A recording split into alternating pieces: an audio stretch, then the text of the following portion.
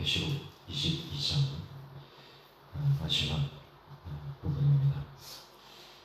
10절을 보시면 또 내게 말하되 이 두루마리의 예언의 말씀을 임봉하지 말라. 때가 가까우니라. 임봉하지 말라. 덮어둔 채로 감춰진 채로 놔두지 말라 하시는 거죠. 그래서 말씀을 지키고 그 말씀을 증거하라 하는 것입니다. 결국 우리가 마지막까지 붙들어야 되는 건 하나님 말씀인 줄로 믿습니다. 끝까지 우리가 주님 말씀 붙들어야 되고, 주님의 말씀이 없으면 아무리 믿음 좋은 사람도 이길 수 없습니다. 그리고 우리가 승리하는 것은 하나님의 말씀으로 승리하는 것입니다. 그래서 어떻게든 말씀을 듣는 것에 우리가 최선을 다하고 말씀을 지키는 것에 최선을 다하고 말씀 중심으로 살아갈 때 우리는 반드시 승리하는 것입니다. 11절 보시면 불의를 행하는 자는 그대로 불의를 행하고 더러운 자는 그대로 더럽고 의로운 자는 그대로 의를 행하고 거룩한 자는 그대로 거룩하게 하라. 이것은 예수님께서 말씀하신 알곡과 죽정이에 대한 그 비유의 말씀과 동일한 것이죠. 그래서 한 그 땅에서 알곡도 있고 가라지도 있는 것입니다. 가만 놔두라 하시죠. 왜냐하면 이 죽정이를 베어내다가 알곡까지 거두를 수 있다. 그래서 그 죽정이를 마지막 심판하는 것은 마지막 하나님의 때에 그때 정리하신다. 그래서 12절에 보시면 보라 내가 속히 오리니 내게 줄 상이 있어 각 사람에게 그가 행한 대로 갚아주리라. 그래서 행한 대로 갚아주시는 심판의 날이 온다는 거예요.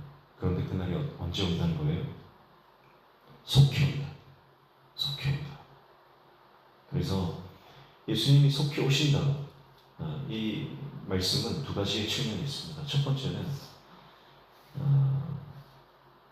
예수님이 다시 오신다고 했는데 시간이 많이 흐르잖아요. 그 사람들이 안 오겠다, 안 온다, 예수님의 재림은 없다 그렇게 생각하는 사람들에게 아니다, 반드시 오신다, 속히 오신다. 그렇지만 예수님이 오신다고 일상을 포기하고 아무것도 안 하고 예수님만 기다리는 삶을 살아서는 안 된다. 그래서 행한 대로 갚아주신다. 그래서 오늘 하루하루의 삶을 최선을 다해서 살아가는. 13절에 보시면 나는 알파와 오메가요 처음과 마지막이요 시작과 마침이다 이렇게 말씀하셨죠. 이것은 예수님께서 역사의 주관자가 되신다. 그래서 14절에 두루마리를 빠는 자는 복이 있다.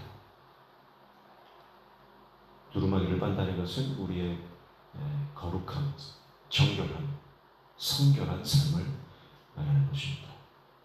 그래서 결국 우리가 하나님의 말씀을 붙잡고 주님 말씀대로 살아가면 거룩한 삶을 살아갈 수 있는 거죠. 그리고 믿는 자에게, 성도들에게 능력은 뭡니까? 성도들의 능력은 거룩입니다. 거룩은 하나님과의 관계이기 때문에 하나님과의 친밀한 관계 안으로 들어가면 하늘로부터 임하는 능력이 그의 삶 가운데 나타날 수밖에 없는 겁니다. 하늘과 동행하기 때문에. 그러나 믿지 않는 자는 하나님과 이 상당한 거리를 두고 이 땅에 속하여 살아가는 자들은 15절 말씀처럼 이렇게 표현합니다. 계율과 점술가들과 음행하는 자들과 살인자들과 우상숭배자들과 및 거짓말을 좋아하며 지어내는 자는 다 성 밖에 있습니다. 그래서 구원받지 못하는 사람들을 표현할 때 첫 번째 개들을 이룹니다. 개들. 구약의 개념에 보면 개라고 하는 것은 하나님의 언약을 파괴하는 자들을 개라고 합니다. 신약의 개념으로 들어오면 개는 토하면서 도롱없는, 거룩하지 못하고 깨끗하지 못한 자들, 세상 것에 취해서 그것을 먹고 토하고 먹고 토하고, 그건 아무리 먹어도 다시 토해낼 수밖에 없는 거예요. 만족이 없는 거죠, 그 안에. 그런데도 또 먹는 겁니다. 그게 개들입니다. 결국은 자신의 육신만을 위해서 살아가는, 자신의 정욕만을 추구하는 삶이죠.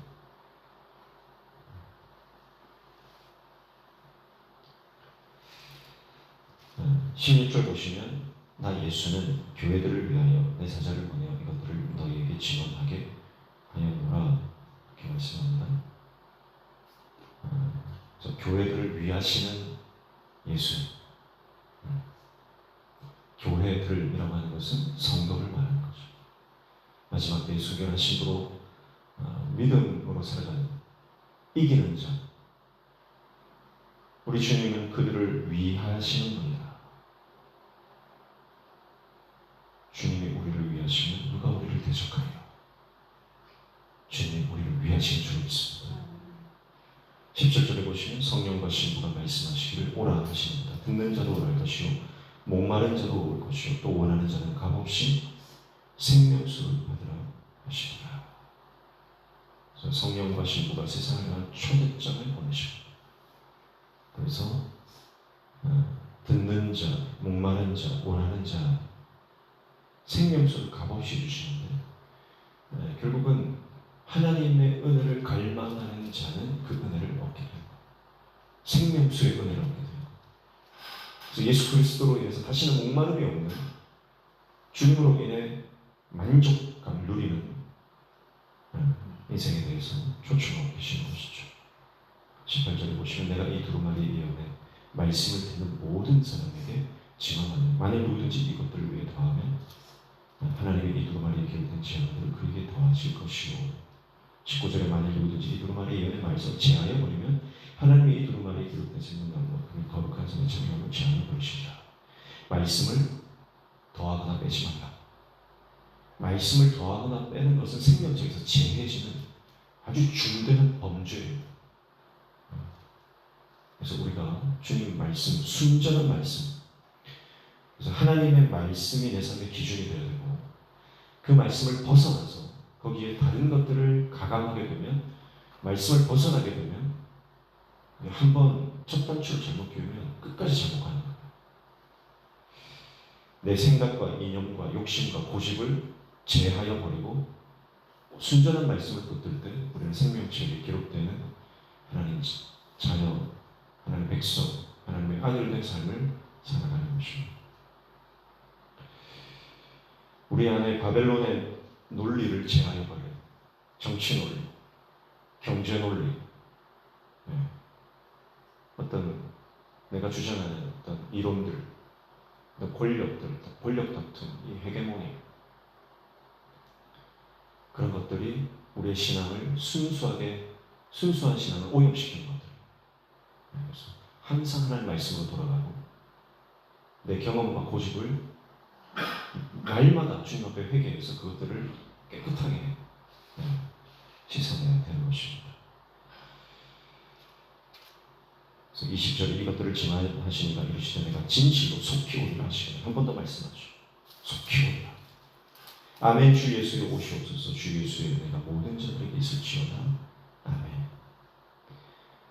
태초에 하나님이 천지를 창조하시니라. 시작된 창세기의 말씀은 요한계시록 하시면 주 예수의 은혜가 모든 자들에게 있을지어다. 아멘으로 끝납니다. 계시록 22장의 마지막 말씀을 통해서 우리는 주님이 반드시 오십니다. 그리고 행한 대로 갚으십니다. 믿음으로 사는 자들의 삶은 결코 헛되지 않다고 하는 것을 우리에게 다시 상기시켜 주고 있습니다. 오늘 이 말씀 붙잡고 오늘 하루가 내 인생의 마지막 날인 것처럼 다시 오실 주님을 기대하고 바라보며 오늘 하루 주님의 기쁨으로 살아가는 저 여러분 되시기를 주님의 이름으로 축복합니다. 하나님 아버지, 마지막 때를 준비할 수 있는 깨어있는 신앙 되게 도와주시고 어린 양의 거룩한 신부로 준비되어진 정결하고 거룩한 삶 살아가게 도와주옵소서. 예수님의 이름으로